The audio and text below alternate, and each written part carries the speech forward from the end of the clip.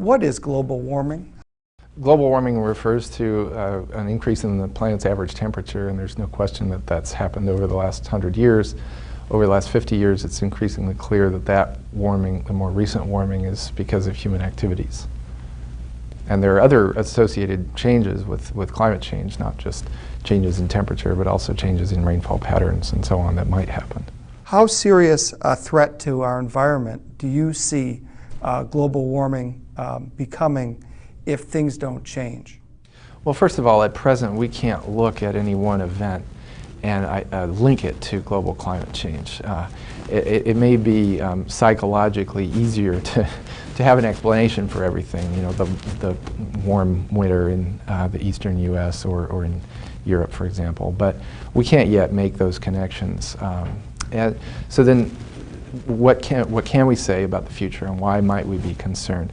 Well, we know that the increasing temperatures are leading to and will lead to substantial changes. For example, longer growing season. That's generally a good thing for agriculture. Higher carbon dioxide concentrations in the atmosphere by themselves change the way plants behave. Generally, certain types of plants respond much more strongly to higher CO2 than other types of plants. They're called the C3 and C4 biochemical pathways. It turns out that the plants that respond most vigorously to higher CO2 tend to be the more weedy species. And in fact, some experiments suggest that if you double CO2, you get a modest increase in the volume of plant material in typical crops, and you get a doubling or more in the plant volume of typical weeds. So the weeds, seem to be generally favored in a higher CO2 climate. Then there are other changes associated with the changing climate, some of which are good and bad for agriculture. For example, a large reduction in cold air outbreaks would clearly benefit the citrus industry in the southeast and in California. These are rare events that can damage or destroy years' worth of investment in trees. There are other things that are of great concern in the West, particularly where much of the water for agriculture comes from snowmelt, whether it's for irrigated agriculture or other types of things, grazing or I know in Idaho there are fish farms, trout farms. And when you look at the dollar value pinned to today's snowpack, it's very concerning that the snowpack throughout the West is diminishing as a result of warming. And there are consequent decreases in summer stream flow that have already been observed associated with a warming climate. So there are a number of things that are of concern to agriculture: rising success of weedy species, longer growing seasons, which may be positive, may on the other hand deplete water, soil moisture sooner in the season, and then in some places a reduction in irrigated agriculture. What does that mean in a practical sense? Let's say it were to rise 3 degrees Fahrenheit. It may be as much as 6 or 8 degrees in 50 years or 100 years. How dramatic effect would that have on the environment?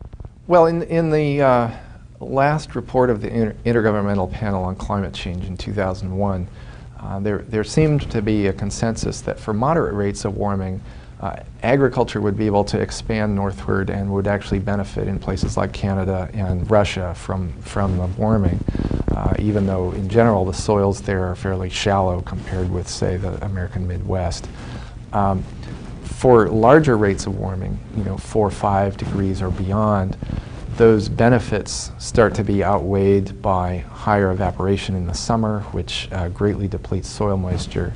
And for places that don't have irrigation, that spells trouble for the water balance for the plants.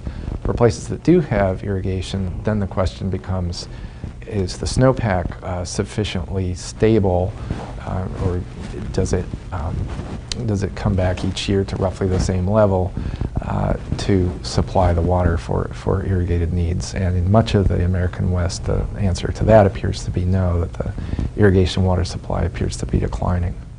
And that's just a 3 degree Fahrenheit increase that could cause that? Well, if over the next 50 years we only saw a 3-degree increase, the effects would be somewhat modest. We'd certainly see, a reduction in snowpack at moderate elevations, some reductions in summer stream flow, but longer growing season. The difficulties come in the tropics, where you already have a population that struggles to feed itself, and a small increase in temperature does tip the water balance. It greatly increases evaporation. There have been some scenarios or some analyses that suggest that, for instance, the Amazon rainforest may experience such drought stress that there would be mass mortality of trees, thereby releasing a lot more carbon into the atmosphere and sort of accelerating the warming. It's hard to know how all these things will play out over time. Will there be surprises? Will there be a lot of fairly benign things happening? How will insects respond? We know that for forests, for example, there are a number of bark beetles, like the mountain pine beetle and the spruce bark beetle, that seem to have a very nonlinear response to temperature, where a small temperature increase enables them to reproduce and go through their life stages much more efficiently, to attack trees much more efficiently, and in fact that the trees themselves may be weakened by an unfavorable water balance, thereby leading them to be more susceptible. And British Columbia is seeing one of these mass outbreaks that has now crossed over the continental divide and seems to be heading now across the boreal forest into Alberta and beyond. Is it fair to say that this is a great experiment that is underfoot, not great in the sense of being great, but great in terms of the potential to cause harm with the introduction of all these greenhouse gases into the atmosphere? What's known about climate science, there's so many unknowns. What the unknowns could be that could end up being much more important than what is already known. Is that how scientists look at this? Yeah, I've heard climate scientists describe this as a great uncontrolled experiment on our planet, and I think that's a fair assessment. We really don't know very much about what's going to happen in the future. There's certainly a lot of very worrisome things. A lot of them are already unfolding before our eyes. There are surprises. Nobody anticipated the mountain pine beetle outbreak in British Columbia to the scale that's currently happening.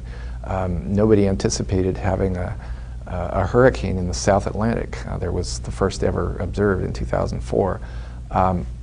Some of these things may not be connected with global warming, but we're seeing surprises coming fairly quickly, and the concern is that as we have already raised levels of greenhouse gases beyond anything in probably 20 million years or more, this is far outside what our ancestors experienced, and indeed the rates of change are outside what our ancestors ever experienced.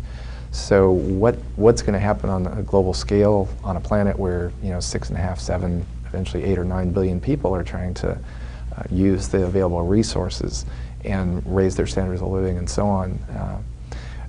A lot of very big questions about how this will unfold in the next 50 years.